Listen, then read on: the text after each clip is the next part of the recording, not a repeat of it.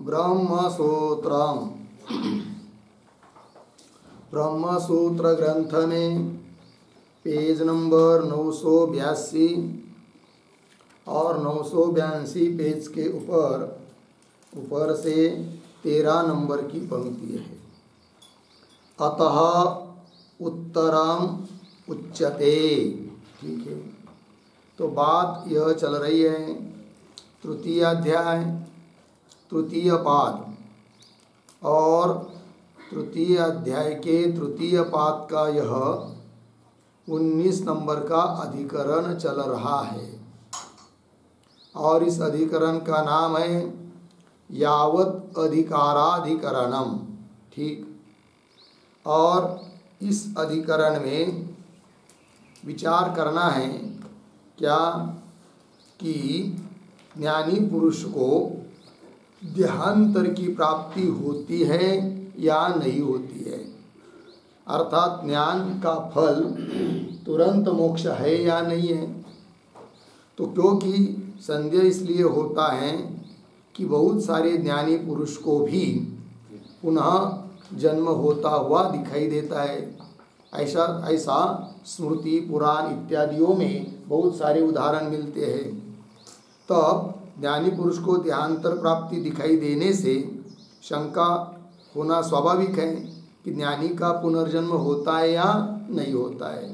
तो पूर्व पक्षी ने अपनी बात कही कि ज्ञानी का भी पुनर्जन्म होता है, अर्थात ब्रह्म विद्या का फल जो मोक्ष वह अनिश्चित है। किंबहुना उस मोक्ष के लिए कारण है ही नहीं है। कौन? ब्रह्म विद्या अहेतु है, ब्रह्म विद्या कारण नहीं है मोक्ष के लिए। इस बात को बताया पूर्व पक्षी ने। अब उस पूर्व पक्षी का खंडन करने के लिए सिद्धांती बात आ रही है सिद्धांत की, तो वही कह रहे अतः उत्तरम उच्यते। अतः उत्तरम इत्यादि पंक्ति के ऊपर लिखिए सिद्धांत। सिद्धांती अपनी बात कह रहे हैं।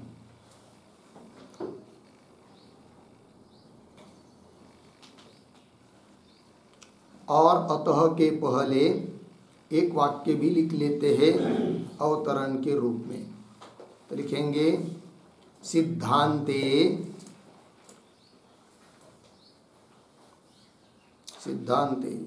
तस्याः तद्हेतुत्व द्रव्यात्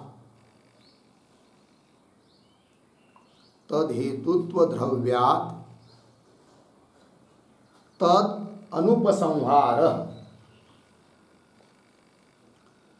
अनुपसंहारः इति अभिप्रेत्य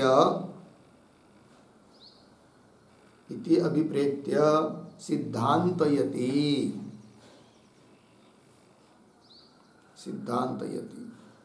अतः इति। ठीक है, देखिए भाई अर्थ।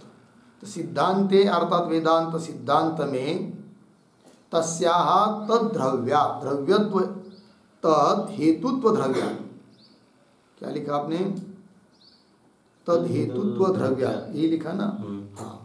तो तस्याः निर्गुण ब्रह्म विद्यायाः, निर्गुण ब्रह्म विद्या में अर्थात ज्ञान में तद हेतुत्व तद मोक्ष, मोक्ष का हेतुत्व मोक्ष की कारणता निर्गुण ब्रह्म विद्या में अर्थात ज्ञान में निश्चित है। सिद्धांत मत में द्रव्यात् निश्चित रूप से है। इसलिए सिद्धांत मत में तद अनुपसंहार, तद गति मार्ग का निर्गुण ब्रह्म विद्या में मार्ग का उपसंहार नहीं है, संग्रह नहीं है। किस मत में? सिद्धांत मत में। बात लगी? तो सिद्धांते तस्याः तद हेतुत्व द्रव्यात् तद अनुपसंहारः इति अभिप्रेत्य, ऐसा अभिप्राय मन में पकड़कर सिद्धांती उत्तर दे रहे। सिद्धांत की बात कही जा रही है अतः इत्यादि पंक्ति के द्वारा। तो वही कह रहे अतः उत्तरम उच्यते। ठीक है, क्या न भाई? तो न का मतलब ब्रह्म विद्या मोक्ष के लिए कारण नहीं है, यह जो पूर्व पक्ष ने कहा था उसका निराकरण कर रहे कि न, अर्थात ब्रह्म विद्या मोक्ष के लिए कारण नहीं है ऐसी बात नहीं, अपितु ब्रह्म विद्या मोक्ष के लिए कारण है ही है, ये कहना है।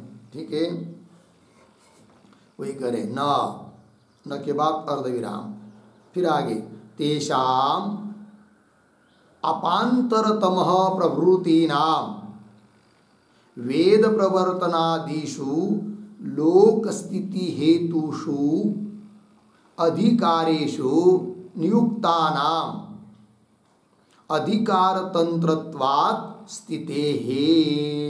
ठीक है, इत्यादि पंक्ति से सब उत्तर दिया जा रहा है, किंतु सूत्र के पदों को लेकर उत्तर दे रहे हैं। अतः सूत्र का उच्चारण और अर्थ पहले हम लोग तो देख लेंगे, फिर उसके बाद ये आगे का भाष्य देखेंगे। तो सूत्र है यावत् अधिकारमवस्थितिराधिकारिकाणाम्, यावत् अधिकारमवस्थितिराधिकारिकाणाम्। ठीक, चलते हैं, लिखते हैं सूत्रावतरणम। सूत्रावतरणम बराबर व्यवहित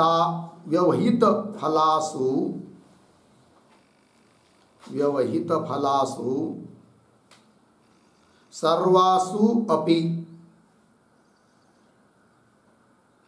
सर्वासु अपि सगुण विद्यासु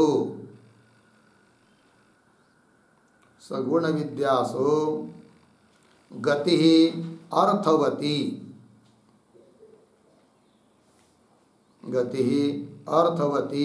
इति उक्तम। पूर्णविराम। इदानीं निर्गुणायाम अपि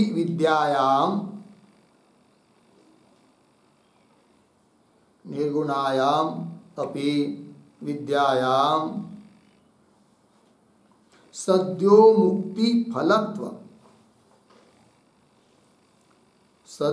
मुक्ति फलत्व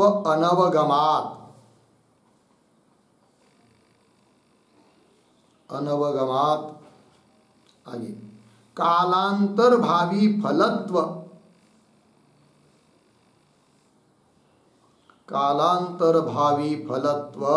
अविशेषात्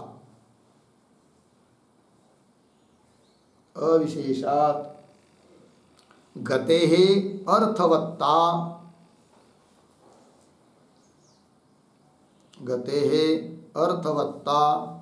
अविशिष्टा स्यात्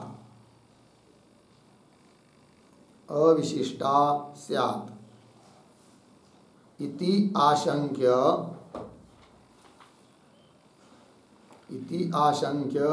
आह।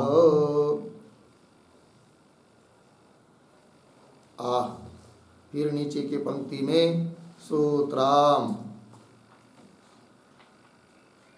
यावद अधिकारम अवस्थिति अधिकारिकाणाम 3:32 पदच्छेद यावद अधिकारम अवस्थिति आधिकारिकाणाम। ठीक है, चलिए भाई नीचे पदार्थोक्ति बराबर प्रतीक आधिकारिकाणाम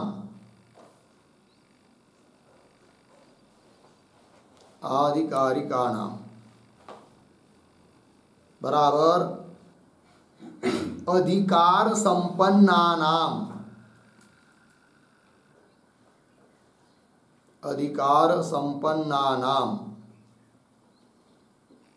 बराबर लोक व्यवस्था हेतुषु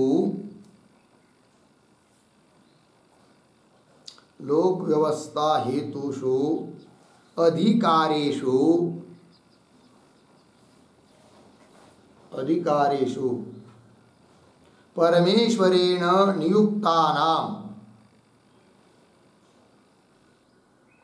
परमेश्वरेण नियुक्तानाम् अपांतरतम प्रभृतीनाम्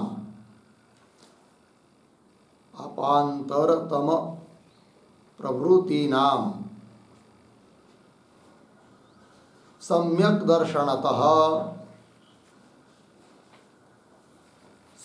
दर्शनतः कौंस में लिखिए तत्वज्ञानतः कौंस बंद तत्वज्ञानतः कौंस बंद प्रक्षीण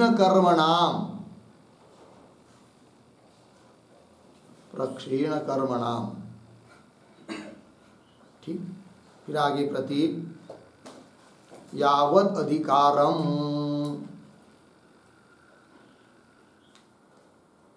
बराबर यावत् प्रारब्ध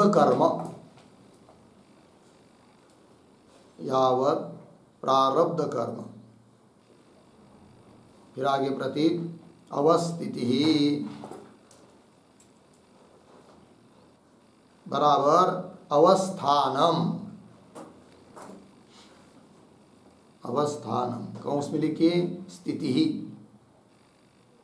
कौंस बंद भवति इत्यर्थः पूर्ण विराम। अतः प्रवृत्त फलस्य कर्मणः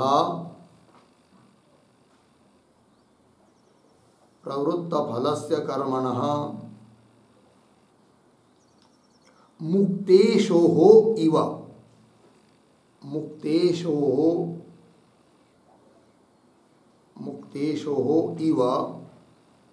वेगक्षयात्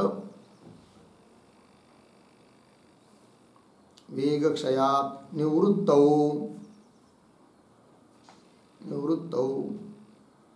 वर्तमान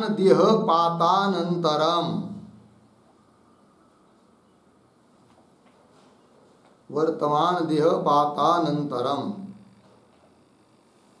तेषां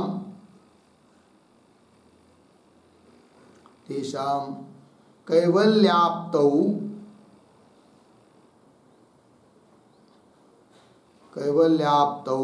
न देहांतर प्राप्ति इति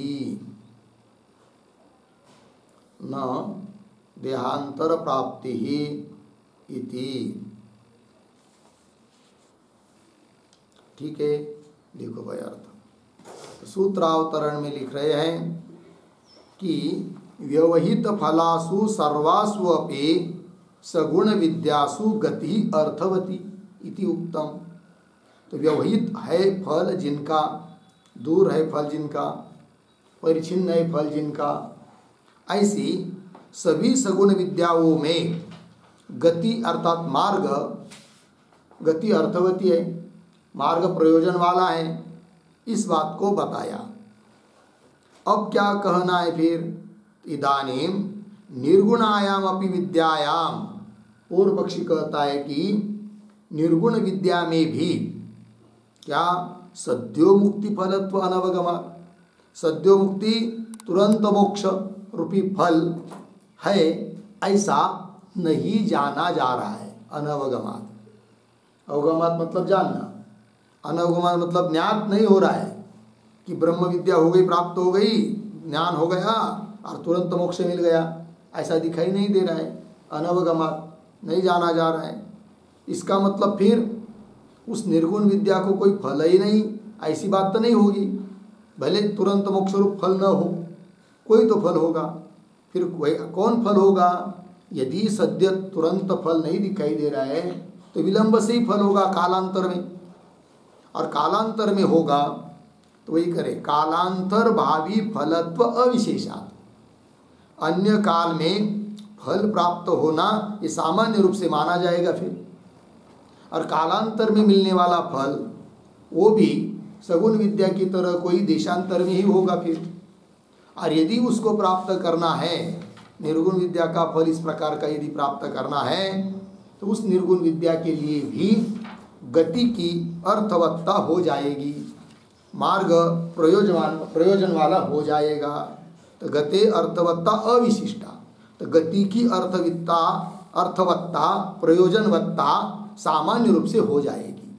मतलब जैसे सगुण विद्याओं में गति सार्थक है, मार्ग सार्थक है, आवश्यक है, उसी प्रकार निर्गुण विद्या में भी उस निर्गुण विद्या का फल जो तुम सिद्धांती लोग बताते हो मोक्ष, वो तो तुरंत दिखाई नहीं दे रहा है, अतः कालांतर में फल मिलेगा और उस कालांतर में मिलने वाले फल के लिए मार्ग चाहिए।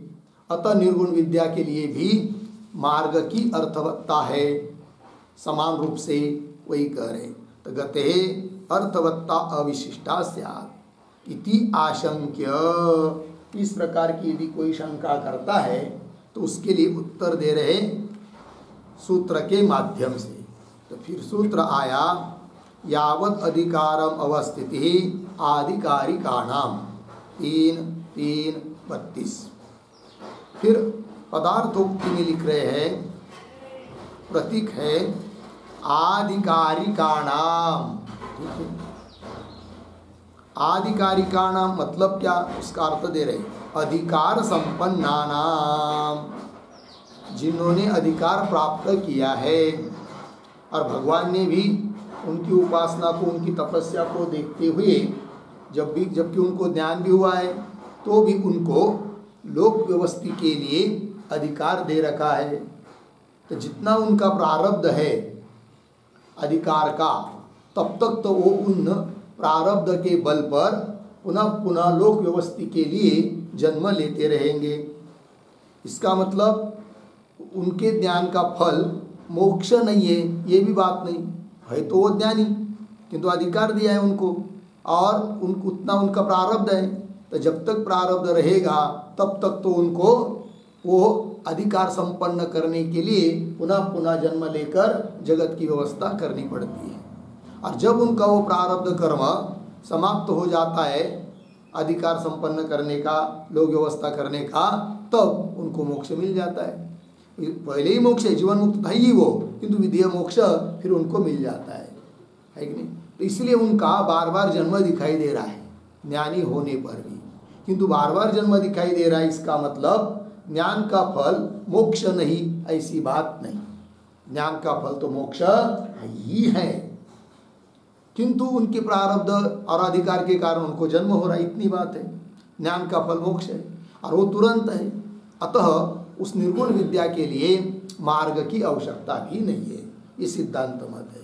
ठीक है, वही कह रहे सूत्रों के पदों के द्वारा। तो आधिकारिकाणाम अर्थ कर दिया अधिकार संपन्नानाम, उसका भी और स्पष्टीकरण कर रहे हैं। लोक व्यवस्था हेतुषु, है कि नहीं, लोगों की व्यवस्था के लिए कारणभूत जो अधिकार है उन अधिकारों में परमेश्वरेण, परमेश्वर के द्वारा उन महापुरुषों को नियुक्त किया है कि नहीं। तो परमेश्वरेण नियुक्तानाम, कौन है वो ऐसे उदाहरण, तो कह रहे अपांतरतम प्रभृति नाम। अपांतरतम नाम के कोई पीछे पुराण में बताया जाता है कि वो आचार्य हो चुके हैं, वेद प्रवर्तक थे इत्यादि। प्रभृति शब्द से बाकी सब आ जाएंगे, वशिष्ठ मुनि, नारद, सनत कुमार आदि आदि करके ये सब लोग। और जो महापुरुष जन्म लिए हैं, जैसे संत लोग, हम लोग संत कहते हैं, संत ज्ञानेश्वर महाराज हो, जगत गुरु तुकाराम महाराज हो, नामदेव महाराज हो, एकनाथ महाराज हो, ये सब क्या है, अधिकारी पुरुष ही है। जब जब जगत की व्यवस्था बिगड़ जाती है तब तब उस समय वे अवतार धारण करके जगत की व्यवस्था बनाते हैं। शंकराचार्य जी महाराज हो, ये सब लोग। लोपले ज्ञान, हाँ लोपले ज्ञान जगी, हाँ जगी ज्ञान लोपले, हित नेनति कोनी। अपना हित क्या है वो लोग समझ में नहीं आ रहा है लोगों को, अतः उनको अवतार लेकर वो सब बात बतानी पड़ती है, वही बात है सब। चलिए फिर, तो परमेश्वरेण नियुक्तानाम, परमेश्वर भगवान के द्वारा नियुक्त जो अपांतरतम आदि इत्यादि जो आचार्य लोग हैं उनको सम्यक दर्शनतः, तत्वज्ञान से, क्या प्रक्षिण कर्मणाम, है कि नहीं, यावत अधिकार, है कि नहीं, तो सम्यक ज्ञान से उनको क्या अविद्यादि निवृत्ति होकर मोक्ष तो मिल गया है, किंतु जब तक कर्म क्षीण नहीं होता है तब तक तो उनकी स्थिति रहती है।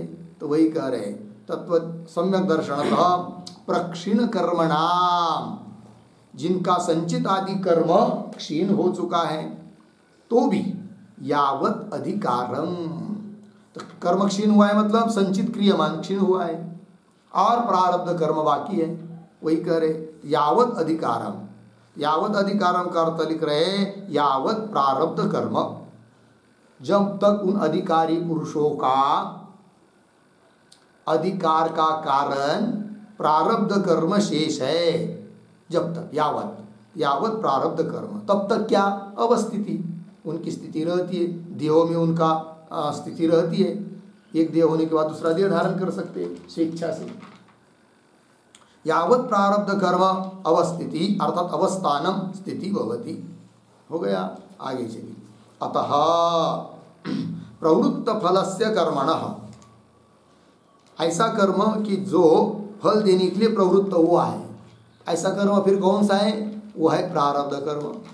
क्योंकि संचित प्रारब्ध और क्रियमान, संचित कर्म वो है कि जिसका फल भोग के लिए अभी आरंभ नहीं हुआ है, क्रियमान भी वैसा ही है कि नहीं? किंतु प्रारब्ध कर्म ऐसा है कि जिसका फल भोग होने के लिए आरंभ हुआ है। तो वही कह रहे हैं अतः प्रवृत्त फलस्य कर्मणः, प्रवृत्त हुआ है फल जिनका ऐसे कर्म का, कर्म की निवृत्ति होने तक, निवृत्त आगे बताया ना, निवृत्त होने तक होने पर वर्तमान देह पातानंतरम, उनका वर्तमान कालीन जो भी देह रहेगा वो गिरने के बाद फिर तेषाम कैवल्याप्त, उनको कैवल्य अर्थात मोक्ष विधेय मोक्ष प्राप्त होता है। उसके बाद न देहांतर प्राप्ति, अन्य देह की प्राप्ति उनको होती नहीं है, ये बात कही। किंतु जब तक प्रारब्ध है तब तक तो उनको पुनः पुनः प्रारब्ध समाप्त, क्योंकि प्रारब्ध कोई एक ही जन्म कर रहता है ऐसा कोई निश्चित नहीं है। उनका अधिकार के लिए जितना प्रारब्ध है, जितना जन्म उनको लिए कहे गए हैं वो तो लेने ही पड़ेंगे। तो कैसे, तो वो प्रारब्ध कैसा होता है उसके लिए दृष्टांत दिया। मुक्तेशो हो इव वेग क्षयात, मुक्त इशु मतलब बाण, छोड़ा हुआ बाण, जो भाते में बाण रखा है कि नहीं, वो तो ठीक है ऐसे ही है, किंतु जो बाण लक्ष्य के प्रति छोड़ दिया है, अब वो बाण कितना भी प्रयास करेंगे छूटने के बाद तब तक नहीं रुकेगा जब तक उसमें वेग है। जब वेग समाप्त हो जाएगा तो आपसे आप फिर गिर जाएगा वो बाण। मुक्तेशो हो इव वेग क्षयात, उस बाण का वेग समाप्त होने के बाद फिर वो गिर जाता है। उस प्रकार निवृत्तौ कर्म न निवृत्तो, कर्म निवृत्त होने पर वर्तमान देह पातानंतर, उनका वो जो वर्तमान देह उस समय जो रहेगा वो नष्ट होने के बाद तेषाम कैवल्य, कैवल्य मतलब मोक्ष की प्राप्ति होने पर न देहांतर प्राप्ति, बाद में उनको पुनः अन्य देह धारण करने की जरूरत नहीं है। हो गया, चलिए आगे। तो देखिए भाई भाष्य में अतः उत्तरम उच्यते न, हो गया आगे, तेषाम अपांतरतम प्रभृतीनाम वेद प्रवर्तनादिषु लोक स्थिति हेतुषु अधिकारेषु नियुक्तानाम अधिकार तंत्रत्वात् स्थिते हे, पूर्ण विराम। पहले शब्दों का थोड़ा अन्वय कर लेंगे। तो बीच में आया है पंक्ति के लोक स्थिति हेतुषु, लोक स्थिति हेतुषु, उसके पीछे वेद प्रवर्तनादिषु, आगे अधिकारेषु नियुक्तानाम, फिर शुरू में तेषाम अपांतरतम प्रभृतीनाम, अंतिम का शब्द स्थिते हे, उसके पीछे अधिकार तंत्रत्वात् हो गया। देखो भाई अर्थ, और ये पंक्ति का अर्थ करने के पहले ये जो तेषाम इत्यादि पंक्ति चालू हुई है उसके पूर्व में एक वाक्य लिख लेते अवतरण के रूप में, ब्रह्मवित्सु एव, ब्रह्मवित्सु एव केषुचित् मोक्षदृष्टेः,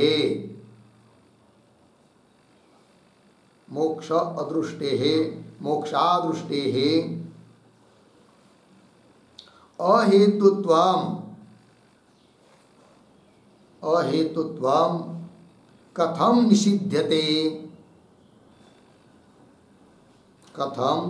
निषिध्यते इति आशंक्य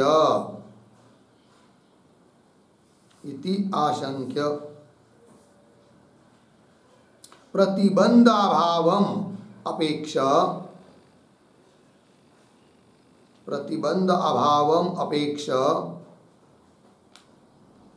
विद्यामोक्ष हेतुः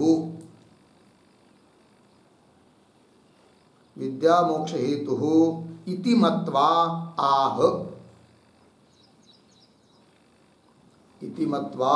आह तेषाम इति। ठीक है, देखो भाई अर्थ।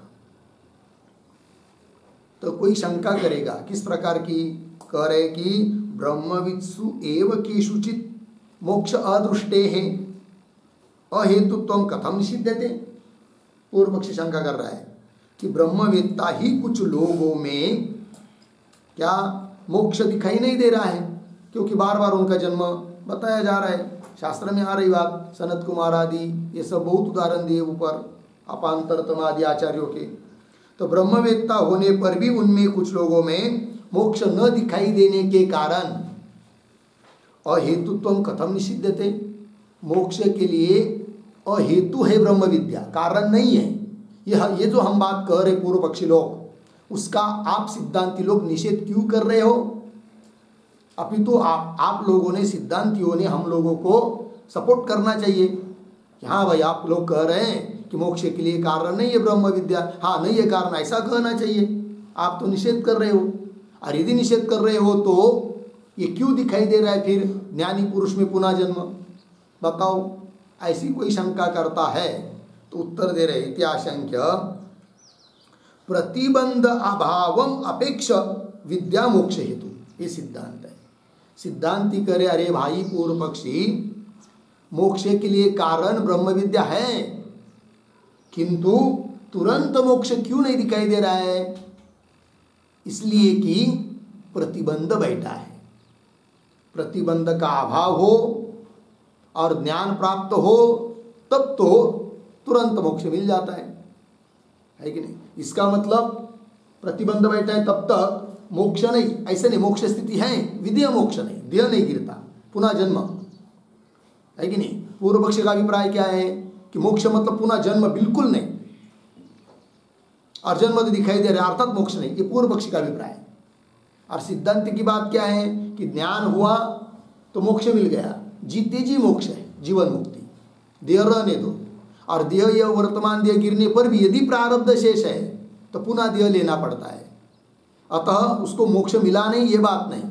किंतु पूर्व पक्षी के दृष्टि से जो मोक्ष है कि पुनः देह धारण न करना, वो क्यों नहीं हो रहा है? इसलिए कि प्रतिबंध बैठा है। प्रतिबंध कौन है? प्रारब्ध। तो प्रारब्ध रूप प्रतिबंध जब तक है तब तक तो ज्ञान होने पर भी देह धारण करना तो होगा ही, किंतु प्रारब्ध रूप प्रतिबंध का अभाव हो जाता है तब वह ब्रह्म विद्या पुनः देह धारण होने नहीं देती है। ये कह रहा है सिद्धांतियों का। पंक्ति के प्रतिबंध अभावम अपेक्षा, प्रतिबंध के अभाव की अपेक्षा करके विद्या मोक्ष हेतु, विद्या मोक्ष के लिए कारण है, पुनः देह धारण न करने के लिए कारण है। इति मत्वा आह, ऐसा मन में रखकर उत्तर दे रहे हैं तेषाम इत्यादि पंक्ति से। तो अन्वय के अनुसार पंक्ति का अर्थ देखेंगे। तो कह रहे भाई लोक स्थिति हेतुषु वेद प्रवर्तनादिषु, लोक व्यवहार की स्थिति के लिए कारण क्या वेद का प्रवर्तन वगैरह है, वेद का प्रचार प्रसार, वेद अर्थात वेद में बताया हुआ सभी ज्ञान, उसका प्रचार प्रसार रहेगा तभी लोगों की स्थिति बनी रहेगी, है कि नहीं। तो लोक स्थिति के लिए कारण जो वेद की प्रवर्तना, वेद का प्रचार प्रसार आदि, उनमें वेद प्रवर्तनादिषु अधिकारेषु, और उस वेद का प्रचार प्रसार करना, ज्ञान का प्रचार प्रसार करना, इस प्रकार के उन अधिकार में जो नियुक्त किए गए हैं, जोड़े गए हैं, उनको कहा गया है नियुक्तानाम। कौन है ऐसे उदाहरण? नियुक्तानाम तेषाम, नियुक्त किए गए ऐसे वे अपांतरतम प्रभृति नाम, अपांतरतम नाम के आचार्य हुए हैं। प्रभृति मतलब इत्यादि आचार्यों, आचार्य प्रभृति नाम, उसके बाद क्या है?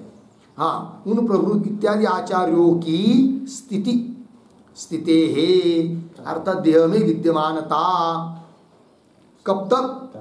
अधिकार तंत्रत्वात्, तंत्रत्वात् शब्द का अर्थ है अधीनत्वात्, उस अधिकार के अधीन है उन लोगों की देह में स्थिति। किन लोगों की?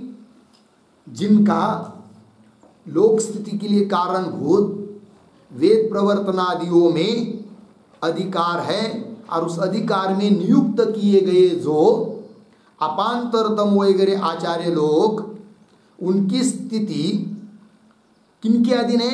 अधिकार तंत्रत्वा, अधिकार के अधीन है। अधिकार दिया है उनका, और वो अधिकार कब तक चलता है? जब तक उनका वो उस प्रकार का प्रारब्ध है, ये बात बताई जा रही है।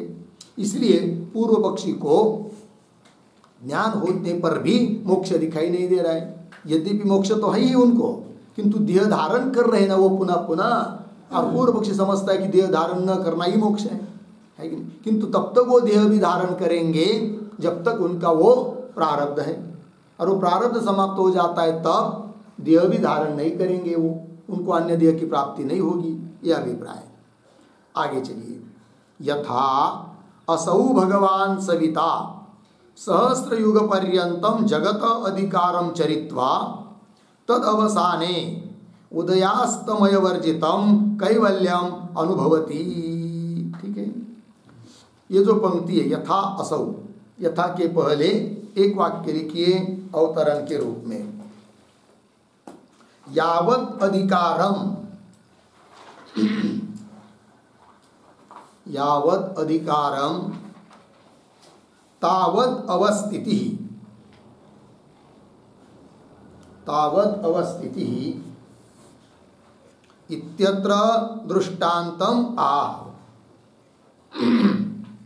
इत्यत्र दृष्टान्तम आह यथा इति। हो गया जी? देखो भाई, तो यावत अधिकारम, जब तक अधिकार है तब तक उनकी अवस्थिति होती रहती है, स्थिति रहती है देह ध्यान अन्य अन्य देह में। इस बात को समझाने के लिए दृष्टांत दे रहे हैं। क्या है वो दृष्टांत? कह रहे भगवान भाष्यकार, यथा जिस प्रकार असौ भगवान सविता, सविता सूर्य, सवितृ सविता, तो यह भगवान सूर्य कब तक रहता है भाई? तो कह रहे सहस्त्र युग पर्यंतम, 1000 युग पर्यंत उसकी स्थिति रहती है। किसकी? भगवान सूर्य की। गया? हाँ।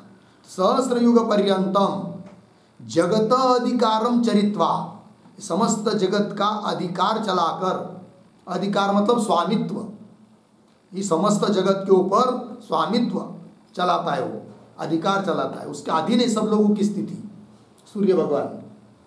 यदि सूर्य भगवान कहेगा, विचार करेगा, चलो भाई रोज रोज मैं उदय होता हूँ अस्त होता हूँ, अब बहुत दिन हुए सब काम करते करते थक गया हूँ, अब थोड़ा 2-3 महीने क्या करता हूँ, ज़रा रेस्ट लेता हूँ, एक विश्रांति लेता हूँ, राजीनामा नहीं, क्या उसको रजा, छुट्टी मना लेता हूँ और 2-3 महीने में काम छोड़कर चला जाता हूँ और कहीं, तो क्या होगा फिर? कुछ भी नहीं बचेगा, कोई प्राणी भी नहीं, वनस्पति पेड़ पौधे सब मर जाएंगे, कोई नहीं बचेगा। लग गया जी? चलिए, अतः जगत पर अधिकार चलता है किसका? सूर्य भगवान का। कब तक चलेगा? 1000 युग पर्यंत, इतना उसका प्रारब्ध है भाई। तो जगत अधिकारम चरित्वा चलाकर फिर तद अवसाने तद अधिकार, शाबाश, अधिकार अवसाने समाप्त, जब उसका वो अधिकार समाप्त हो जाता है तब, तद अवसाने मतलब अधिकार समाप्त, उसका वो समय अधिकार समाप्त हो जाता है तब उदय अस्तमय वर्जितम, है कि नहीं? उदित होना, अस्त होना, इन सभी बातों से रहित हो जाता है। कौन? सूर्य नारायण, है कि नहीं? फिर क्या होता है भाई? कैवल्यम अनुभवती, कैवल्य का अर्थ मोक्ष को प्राप्त हो जाता है, कैवल्य का अनुभव करता है। लग गया? बोलेंगे ये सब बात बता रहे भाई सूर्य भगवान की, इसके लिए प्रमाण क्या है? अपने मन से बता रहे हो का भगवान जी, आचार्य जी महाराज, शंकर जी महाराज? तब उत्तर देते आचार्य जी भगवान, क्या हम अपने मन से नहीं कर रहे, श्रुति के आधार पर बोल रहे। श्रुति क्या है फिर? तो श्रुति दे रहे, अथ ततः ऊर्ध्वम उदेत्य न एव उदेता न अस्तमेता एकलः एव मध्ये स्थाता इति श्रुतेः, श्रुति का प्रमाण दे दिया। ठीक है, अब ये जो उदाहरण और श्रुति दे रहे हैं वो सिद्धांत की बात समझाने के लिए, लेकिन क्या अभिप्राय रहेगा ये उदाहरण देने का? इसलिए ये जो पंक्ति अथ इत्यादि, उस पंक्ति का शब्दों का अर्थ तो हम लिखेंगे, किंतु उसके पहले अवतरण के रूप में एक वाक्य लिख लेते हैं। अथ के पहले लिखते हैं, लोक व्यवस्थासु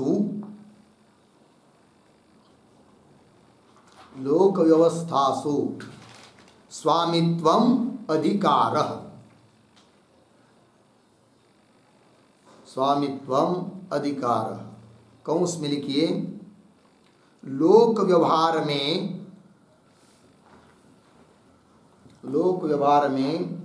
स्वामित्व का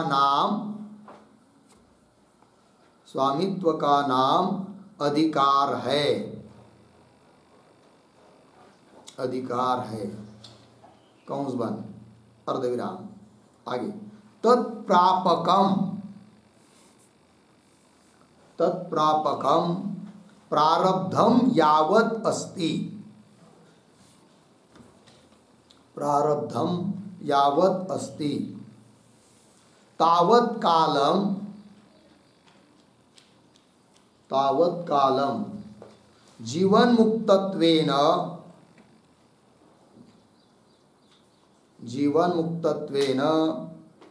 आदिकारिणाम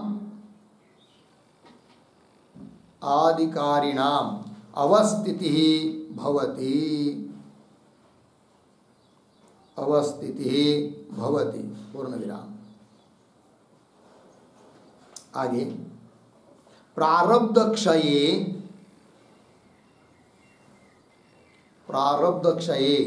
प्रतिबंधकाभावात्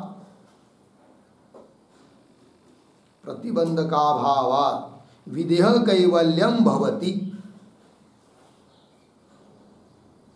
विदेह कैवल्यम भवति इत्यत्र मानम आह,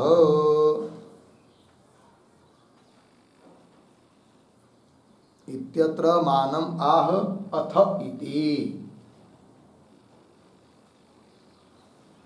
ठीक है, देखो भाई अर्थ,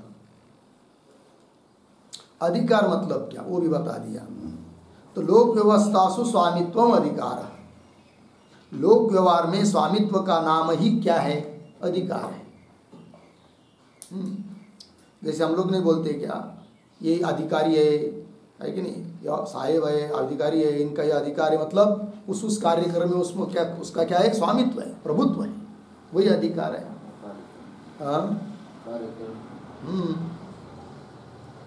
चलिए, लोक व्यवहार में स्वामित्व का नाम अधिकार है। आगे फिर तत्प्रापकम, उस अधिकार को प्राप्त कराने वाला, अधिकार देने वाला कौन है? अधिकार के लिए निमित्त प्रारब्ध है। नियुक्त तो भगवान करता है प्रारब्ध के अनुसार, किंतु तत्प्रापकम प्रारब्धम यावत अस्ति, जब तक है, तावत कालम, तब तक जीवन मुक्तत्वेन है, तो जीवन मुक्त महात्म्य हुए सब, किंतु जीवन मुक्त के रूप में आधिकारी नाम अवस्थिति भवति, उन अधिकारी पुरुषों की क्या रहती है? अवस्थिति रहती है, स्थिति रहती है। देह बदल जाए किंतु वो उनका वो अधिकार है अन्य अन्य देह धारण करके, क्योंकि अनेक देह धारण करने का उनका प्रारब्ध होता है। फिर आगे जब उनका पूरा प्रारब्ध समाप्त हो जाता है तब तो प्रारब्ध क्षये प्रतिबंधक अभाव, प्रारब्ध ही प्रतिबंधक है। प्रारब्ध और प्रतिबंधक हट गया, किसके लिए प्रतिबंधक है? प्रारब्ध जीवन मुक्ति के लिए नहीं, विधेय मुक्ति के लिए।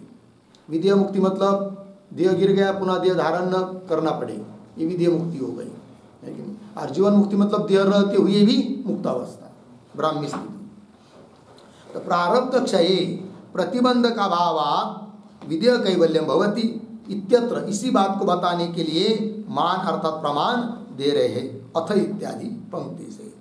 तो ये जो श्रुति का प्रमाण दिया है, अथ ततः ऊर्ध्वः उदेत्य न एव उदेता न अस्तमेता न अस्तम एता एकलः एव मध्ये स्थाता इति श्रुते, इस श्रुति का अर्थ भी लिख लेंगे फिर। तो प्रतीक अथ बराबर आधिकारिक ऐश्वर्य हेतु, आधिकारिक ऐश्वर्य हेतु प्रारब्ध कर्म क्षयानंतरम, प्रारब्ध कर्म क्षयानंतरम, फिर पुनः प्रतीक ततः बराबर पश्चात, फिर प्रतीक ऊर्ध्वः बराबर विलक्षणः सन्, विलक्षणः सन् बराबर केवलः ब्रह्मस्वरूपः सन्, केवलः ब्रह्मस्वरूपः सन्, फिर आगे प्रतीक उदेत्य, उदेत्य बराबर उद्गम्य, उद्गम्य कौंस में लिखिए सूर्यमंडल से ऊपर जाकर, सूर्यमंडल से ऊपर जाकर, कौन सी बात? आगे पुनः आदित्यः,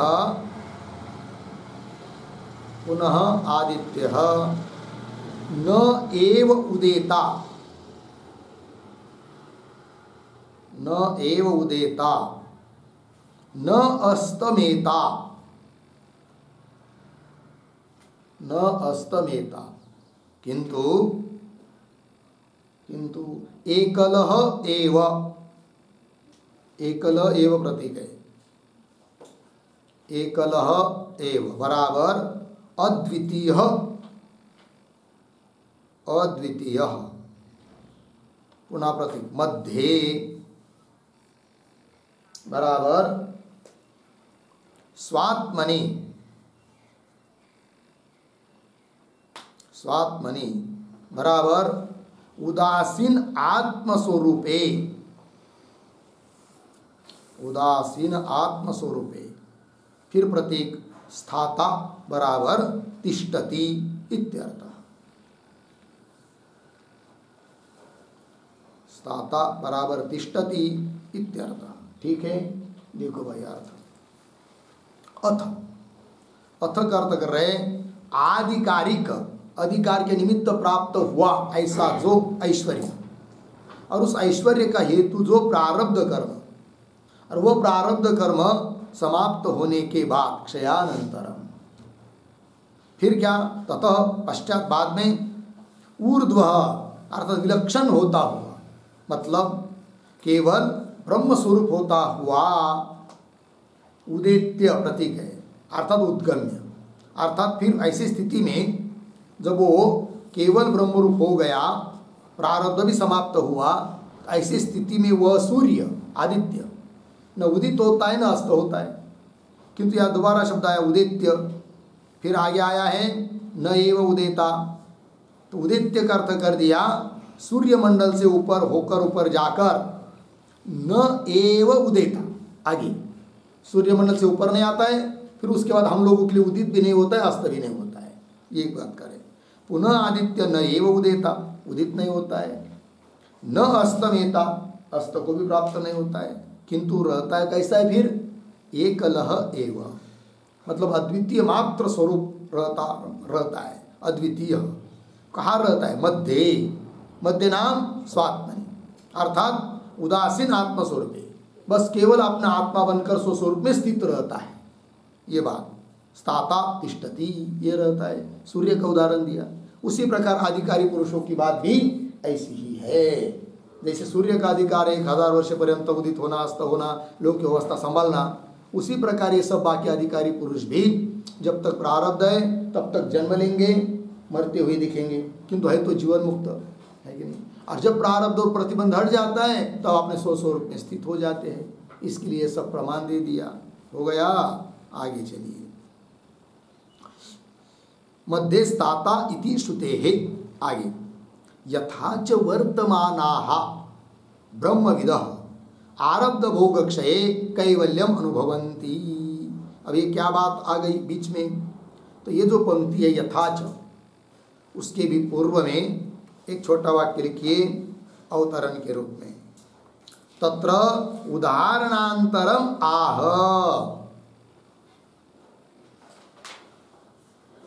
तत्र उदाहरणांतरम आह यथाच।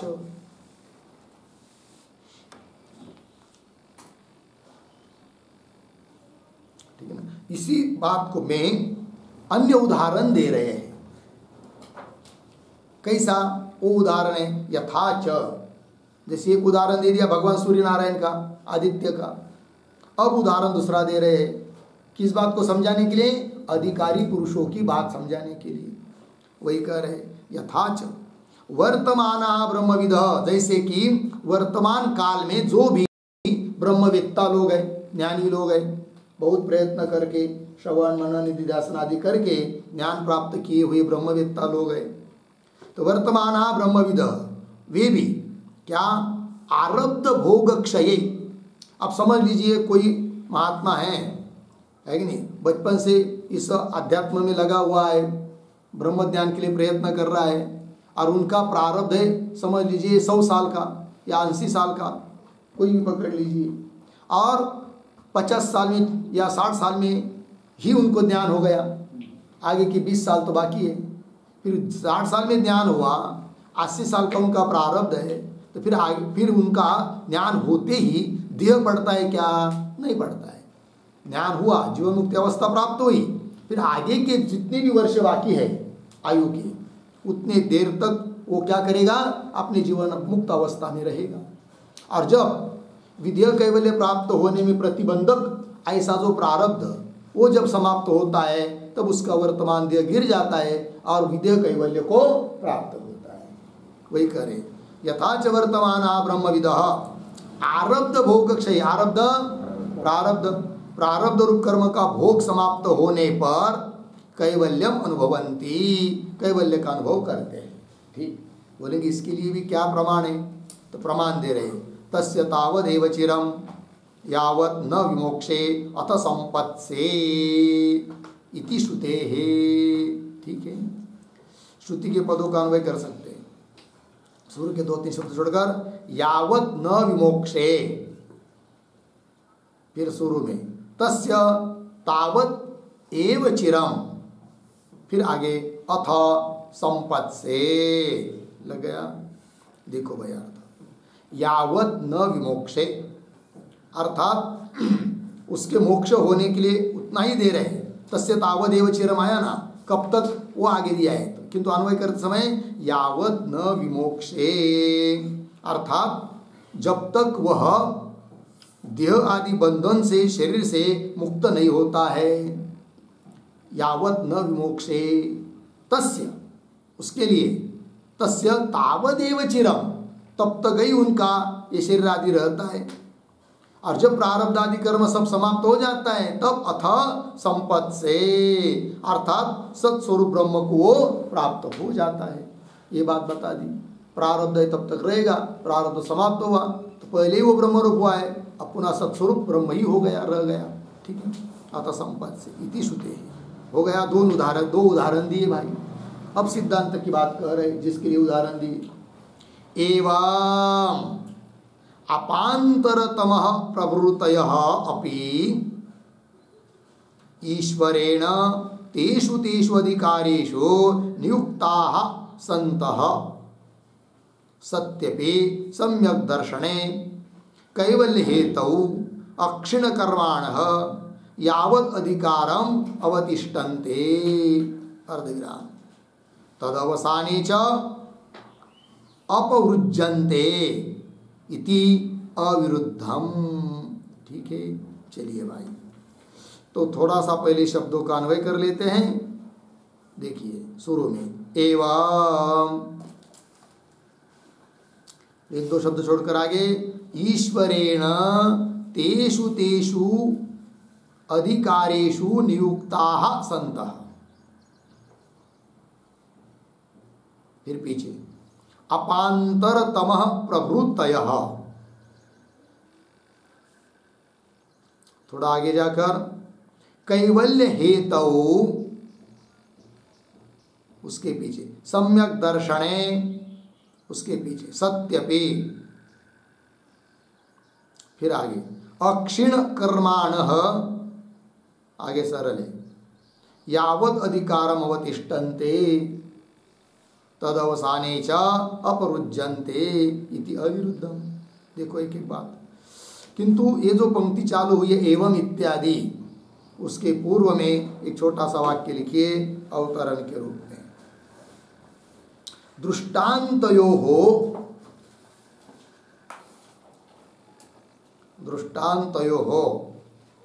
अर्थम दाष्टान्तिके योजयति, दाष्टान्तिके योजयति एवं इति। ठीक है, देखो भाई अर्थ। दृष्टान्तयो, दो दृष्टांत दिए, सूर्य नारायण भगवान का और वर्तमान कालीन ब्रह्मवेत्ताओं का। और इन दृष्टान्तयो अर्थम, इन दृष्टांतों का जो अर्थ है, जिसके लिए दृष्टांत दिया है वह अर्थ, उस दृष्टांत में बताया वह अर्थ दाष्टान्तिके योजयति, जिसके लिए बताया दृष्टांत, उस दाष्टान्त में, सिद्धांत में उन जोड़ रहे हैं दृष्टांत के अर्थों को। एवं, इस प्रकार, जो बात दृष्टांत में कही उस प्रकार, ईश्वरेण तेषु तेषु अधिकारेषु नियुक्ताः सन्तः। ईश्वर ने परमात्मा के द्वारा उन अधिकारों में नियुक्त किए हुए, ठीक है ना, हर एक के लिए अलग अलग अधिकार दिया। जैसे सूर्य भगवान को प्रकाश देते रहो 1000 युग पर्यंत, ऐसा अधिकार दे रखा है, ऐसे सभी को अधिकार दे रखा है। ठीक है ना।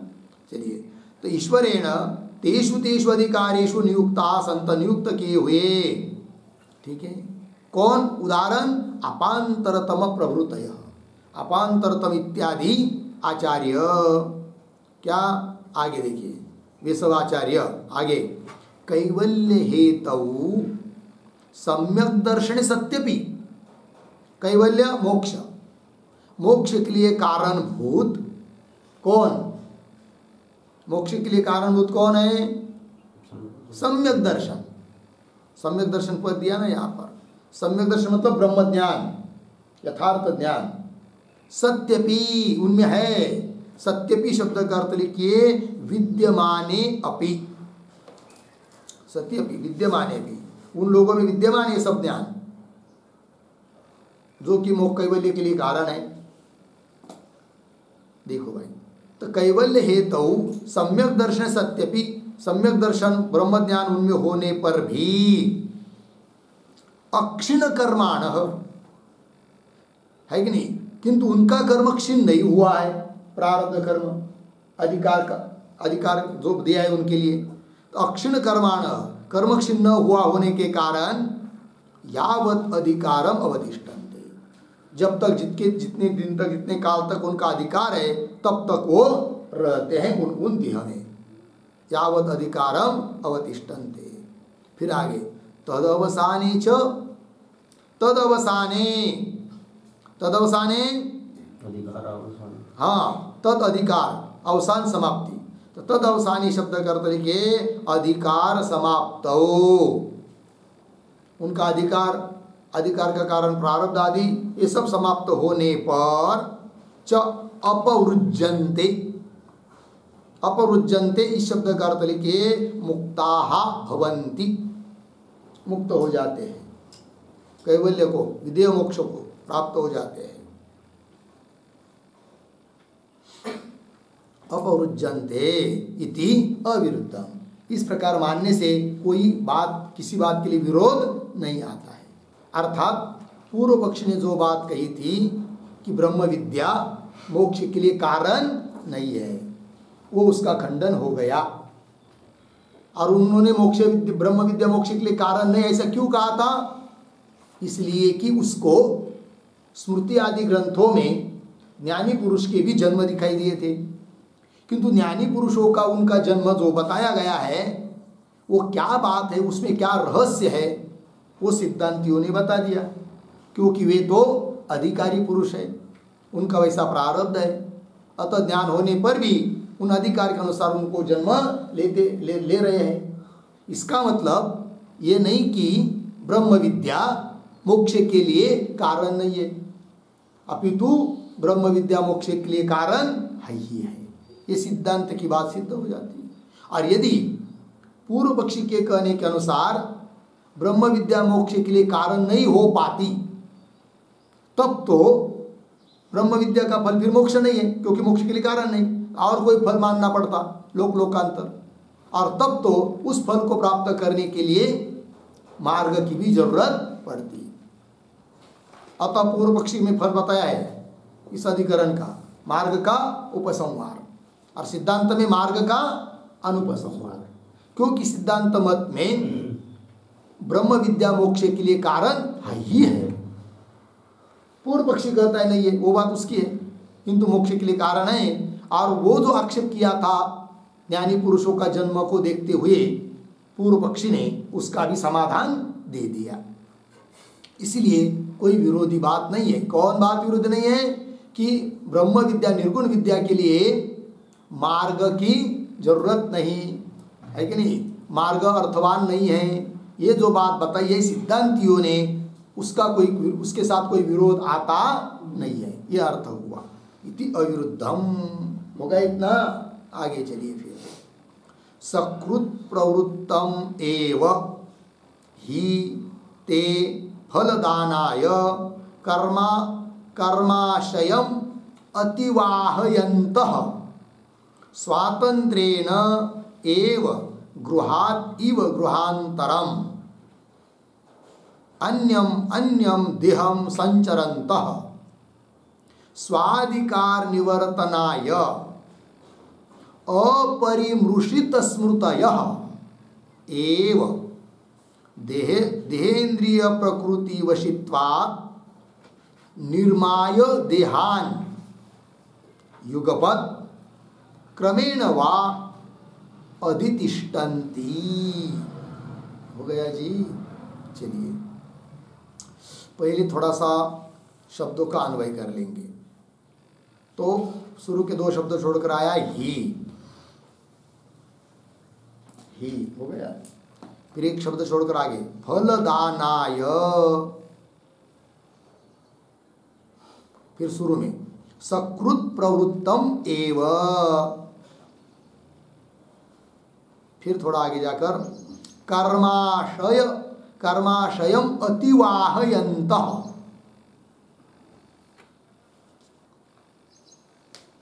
हो गया। फिर एक दो शब्द छोड़कर गृहांतरम इव, गृहात, उसके आगे एक शब्द छोड़कर गृहांतरम, पीछे इव, फिर पीछे आइए स्वातंत्रेण एव, क्यों एक काम, तो गृहात गृहांतरम इव, इसके बाद थोड़ा आगे जाकर एक पद ले लेते पहले। क्या पद है? स्वाधिकार निर्वर्तनाय, फिर पीछे आइए स्वातंत्रेण एव, थोड़ा आगे जाकर अन्यम अन्यम देहम,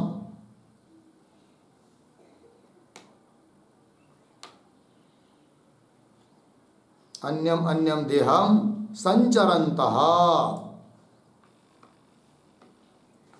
फिर पीछे आया एक शब्द ते,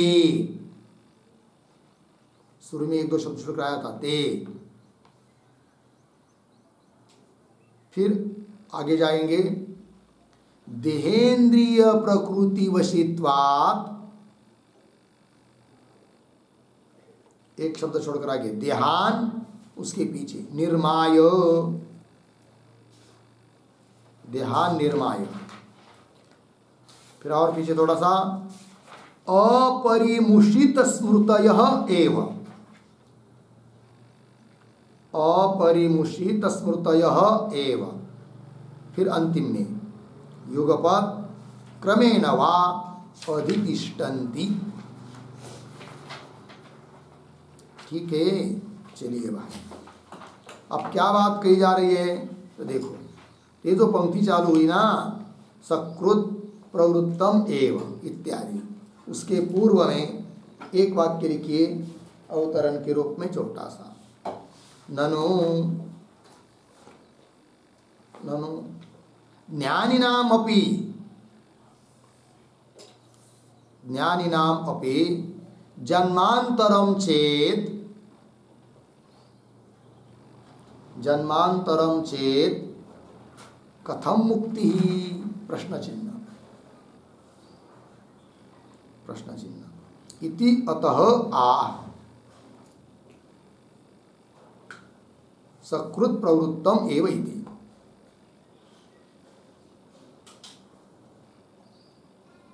हो गया, देखो भाई अर्थ, पूर्व शंका कर रहा है, ननु ज्ञानिनाम अपि जन्मांतरम चेत, ज्ञानी पुरुष का भी यदि जन्म होता है तो कथम मुक्ति, कैसी उनकी मुक्ति कहें?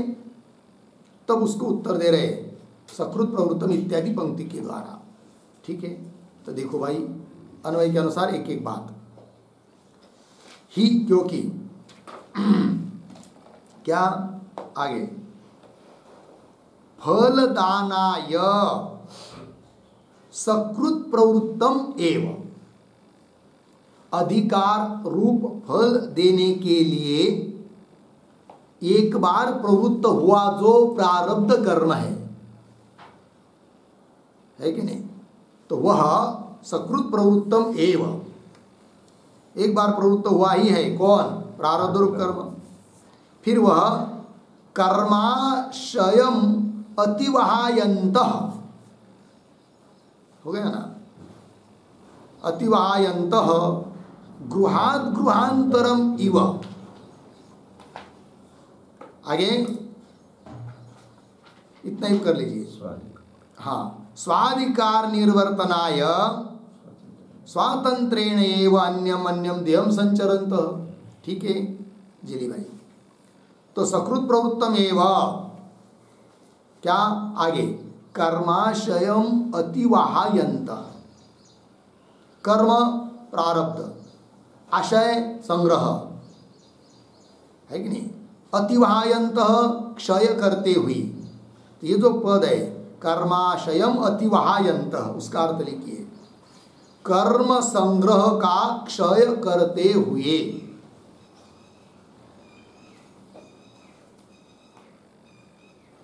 कर्म संग्रह का क्षय करते हुए।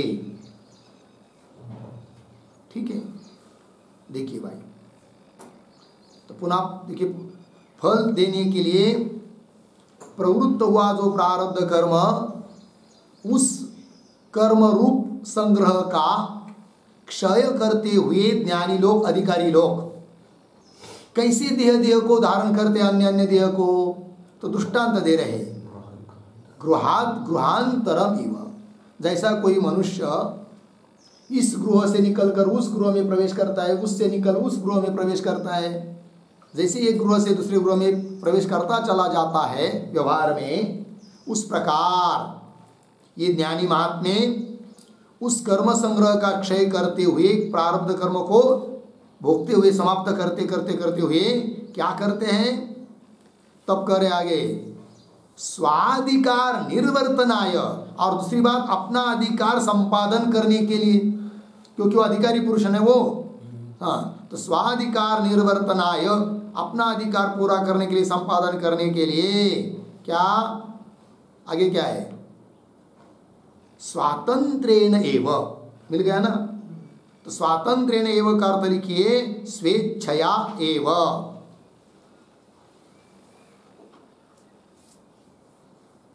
अपने मर्जी से ही, क्योंकि इतने जन्म का प्रारब्ध है, कैसा लेना कहाँ लेना वो अपनी मर्जी से भी ले सकते हैं, ऐसा उनका सामर्थ्य है। तो स्वातंत्रेण एव क्या, अन्यम अन्यम देहम संचरंत, एक घर से दूसरे घर में चला जाता है मनुष्य, उस प्रकार अन्य अन्य देह में संचार करते हुए इस देह में आए, फिर ये समाप्त हुआ, दूसरे देह में प्रवेश किया, या कभी कभी उनके ऐश्वर्य के बल पर वे, उनको ऐसा मन में आ गया अब बहुत ज़्यादा स्थिति बिगड़ गई है लोगों की, अब एक जगह जन्म लेने से तो काम होगा नहीं, फिर एक ही काल में एक ही वो अधिकारी पुरुष 10-12 जगह 15 जगह 100 जगह भारत के कोने कोने में भी क्या कर सकता है, देह धारण करके लोगों की व्यवस्था कर सकता है, नियोजन कर सकता है, ऐसा सामर्थ्य है उनका। तो वही देखिए अन्यम अन्यम देहम संचरंतः, संचार करते हुए, हाँ करते हुए, आगे क्या है, हाँ ते अधिकारी पुरुष, देहेंद्रिय प्रकृति वशित्वात्, देह इंद्रिय रूप जो प्रकृति है, कारण सामग्री है, वो उनके अधीन है। देह इंद्रिय की प्रकृति, देह इंद्रिय का स्वभाव उनके ताबे में है, कारण सामग्री उनके हाथ में है, इसलिए देहान निर्माय, अनेक देहों को क्या करते हैं, निर्माण करके, हो सकता है क्रम से निर्माण करें, हो सकते हैं युगपत निर्माण करें, तो देहान निर्माय, आगे हाँ हाँ और एक विशेषण अपरिमुषित स्मृतयः, मतलब भले एक देह को दूसरे देह को धारण कर रहे लोक व्यवस्था के लिए, किंतु अपने स्मरण का, अपनी जो स्मृति है वो उनकी छुट्टी नहीं है, वो स्मरण उनका जगह है। बोलेंगे कौन सा स्मरण, ये घट पट मट इनका कौन सा जन्म मेरा पीछे था, ये स्मरण नहीं, फिर अपरिमुषित स्मृतयः, इसका अर्थ लिखिए अहम ब्रह्मास्मि इति बुद्धेः, इति बुद्धि, अहम ब्रह्मास्मि इति बुद्धि, क्योंकि वो ज्ञान हो चुका है उनको ना, अधिकारी पुरुष है वो, तो उनको जो ज्ञान हो चुका है कि मैं ब्रह्म हूँ, ये जो स्मृति है उसको वो भूलते नहीं है, वो स्मृति उनको नष्ट नहीं होती है। इसका मतलब ये नहीं कि अनात्म पदार्थों को भी ध्यान में रखते रहेंगे, है कि नहीं, किंतु हम ब्रह्म स्वरूप हूँ, इस स्मृति को भूलते नहीं है।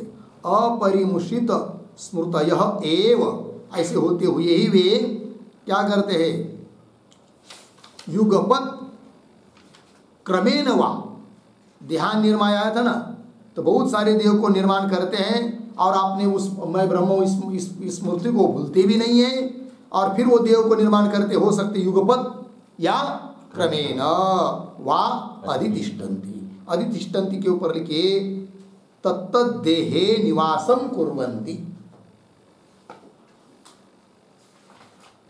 तत्तद्देहे निवासं कुर्वन्ति, ठीक है, उस देह में वो निवास करते हैं, रहते हैं, अर्थात उनकी स्थिति बनी रहती है। देह बदल गया तो भी, है कि नहीं, दूसरे देह में जाने पर भी उनका ज्ञान चला जाता है, मुक्ति चली जाती है, ऐसी बात नहीं, ये बात बता दिया। और इस पंक्ति के आरंभ में जो हम लोगों ने अवतरण लिखा था वो क्या था कि ननु ज्ञानिनाम अपि जन्मांतरम चेत कथम मुक्ति, ज्ञानी का भी यदि जन्म होता है तो कैसी मुक्ति। तो उसको उत्तर दे दिया कि वो ज्ञानी है, उनका कैसा प्रारब्ध है, और एक घर से दूसरे घर में जैसा मनुष्य जाता है उस प्रकार एक देह को छोड़कर दूसरे देह में जाते हैं, किंतु जाते समय में भी अहम ब्रह्मास्मि अपना जो ज्ञान है उसको वो भूलते नहीं हैं, और प्रारब्ध के कारण वो अन्य अन्य देह को धारण करते हैं, अपने प्रारब्ध को समाप्त भी करते जा रहे हैं ये करते हुए, और देह को धारण कर रहे हैं अपने मर्जी से कर रहे हैं, क्योंकि देह इंद्रियों की जो प्रकृति है, स्वभाव है या सामग्री है वो उनके हाथ में है। अतः अनेक देह को धारण करते हैं, हो सकता है अनेक देह को धारण करना वो युगपत करते हो चाहे क्रमशः करते हो, किंतु उन देह में वो स्थिति उनकी रहती है। ये सब बात बता दी, ठीक है। अब आगे और भी बहुत बात आ रही है, न च एते जाति स्मरा इत्यादि, उसका विचार हम लोग कल करेंगे। ओम पूर्णमदः पूर्णमिदं पूर्णात् पूर्णमुदच्यते पूर्णस्य पूर्णमादाय पूर्णमेवावशिष्यते। ओम